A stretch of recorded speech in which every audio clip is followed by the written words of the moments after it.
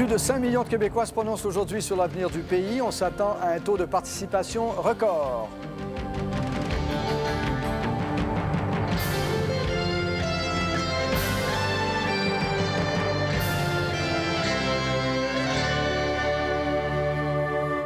Bonsoir, je vous parle en direct depuis le Centre international de radiodiffusion de Radio-Canada sur la Jetée du Havre à Montréal. C'est ici qu'on a monté le grand plateau de l'émission que vont vous présenter tout à l'heure Bernard Derome et Jean-François Lépine dans 2 heures sur le choix des Québécois. Et c'est d'ici que nous vous présentons Montréal Soir aujourd'hui.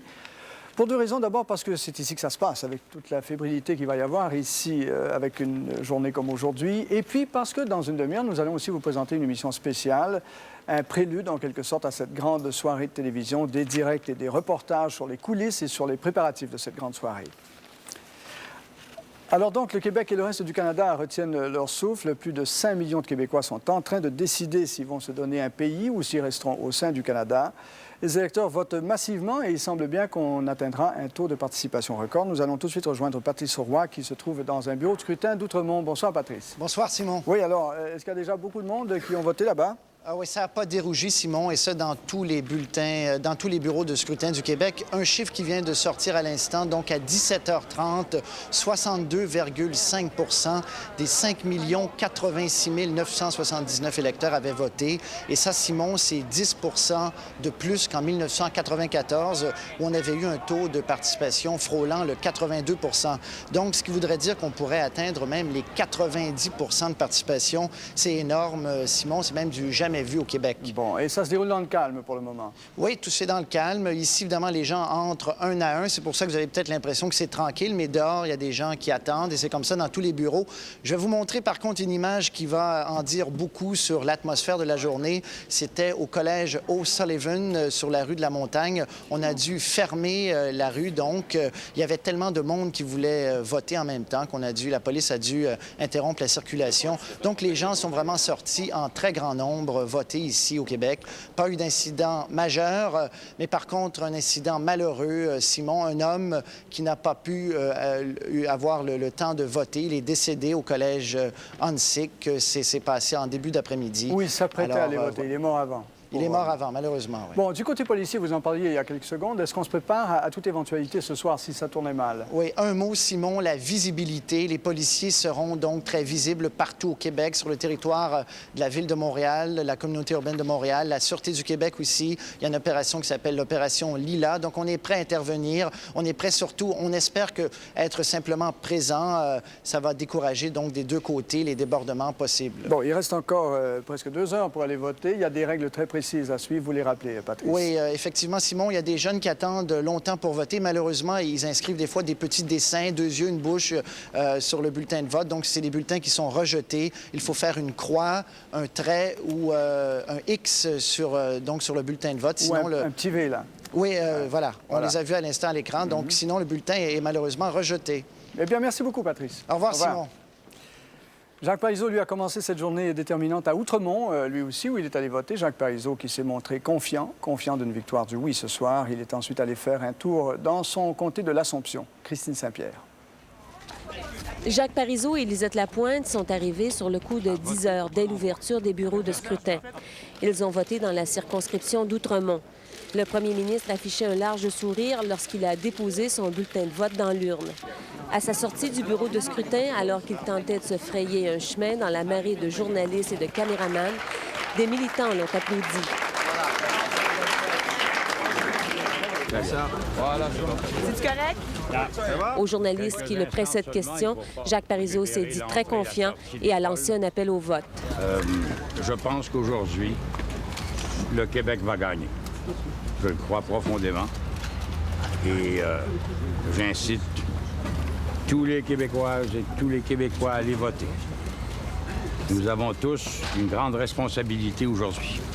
Voyez-vous que le mandat sera fort? Ça, vous m'en demandez beaucoup. La boule de cristal ne va pas jusque-là. M. Parizeau, c'est le projet de votre vie. Comment vous vous sentez aujourd'hui? Heureux. Oui, heureux. En réponse à une question d'un reporter qui lui demandait s'il avait un message pour le reste du Canada, Jacques Parizeau a dit qu'il fallait attendre. Plus tard ce soir. À l'extérieur, ce militant du non, seul avec son drapeau canadien et son passeport, avait manqué de justesse le premier ministre. Puis, Jacques Parizeau s'est rendu encourager des militants dans son comté de l'Assomption. Il a passé l'après-midi en compagnie de ses conseillers à son bureau de Montréal. Et ce soir, il regardera le dévoilement du résultat dans une suite du Palais des Congrès de Montréal, où se tiendra le rassemblement du oui. Christine Saint-Pierre à Repentigny. De son côté, Daniel Johnson a voté, lui, à Villemont-Royal, où il demeure. Il était accompagné de sa femme, Suzanne Marcil, et du député John Chacha. Il a passé l'après-midi avec ses conseillers au bureau du Parti libéral à Montréal et il s'est dit confiant de remporter la victoire. Lucien Bouchard, lui, est allé voter à Alma, dans sa circonscription fédérale de Lac-Saint-Jean. Il est arrivé vers 11 h, accompagné de plusieurs conseillers. M. Bouchard s'est dit confiant de voir le oui triompher. Il s'est ensuite envolé pour Montréal pour participer en soirée au grand ralliement du oui au Palais des Congrès. Et puis Mario Dumont, lui, est allé voter ce matin dans son comté de Rivière-du-Loup. Il en a profité pour lancer un dernier appel aux Québécois afin qu'ils aillent voter en grand nombre. Il est ensuite parti, lui aussi, pour Montréal, sauf qu'il ne va pas participer ce soir à la soirée organisée au Palais des Congrès par le camp du oui, le PQ et le Bloc. L'Action démocratique va en effet tenir son propre aliment à l'hôtel Delta à Montréal. Et puis Jean Chrétien s'est rendu en Mauricie pour voter dans la circonscription de La Violette. Pendant ce temps, les députés de la Chambre des communes ont poursuivi leurs travaux, mais sans opposition officielle, parce que le Bloc québécois a décidé de ne pas se présenter en raison du référendum. C'est donc le Parti réformiste de Preston Manning qui a joué le rôle d'opposition. C'est une première, ça, dans l'histoire du Canada. Guy Gendron. Le premier ministre chrétien est allé voter en milieu d'avant-midi dans la circonscription de La Violette, où il possède un chalet. Puis, il s'est déplacé vers Ottawa, d'où il suivra la soirée référendaire. Je suis un optimiste par nature. Sans doute éprouvé par le dernier sprint, son chef de cabinet a cependant eu cette réponse quand on lui a demandé ses prédictions pour ce soir. Oh, le oui va gagner. Le oui va gagner? Ah oui, non. Le non va gagner, madame, bien sûr. Aux abords du Parlement canadien, on pouvait sentir que ce n'est pas une journée ordinaire. Quelques manifestants, ici et là, avaient bravé le froid. Les députés entraient au travail sans enthousiasme, certains disant maintenant regretter leur opposition à l'accord du lac Meech. I think very few of us that were as opposed as we were to the Meech Lake Accord realize the potential consequences. Et puis, à l'intérieur du Parlement, l'absence de tous les députés du Bloc québécois a permis d'obtenir l'unanimité de la Chambre pour chanter l'hymne national.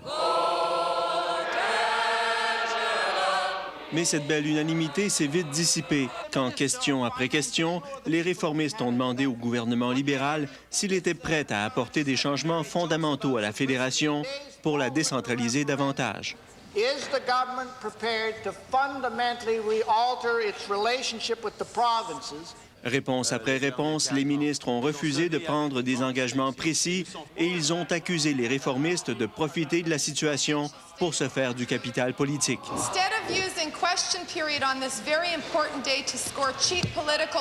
Ce soir, lorsque le verdict des Québécois sera connu, le premier ministre Jean Chrétien prendra la parole très brièvement, 3 minutes dans chaque langue, directement de son bureau, sans la présence des journalistes.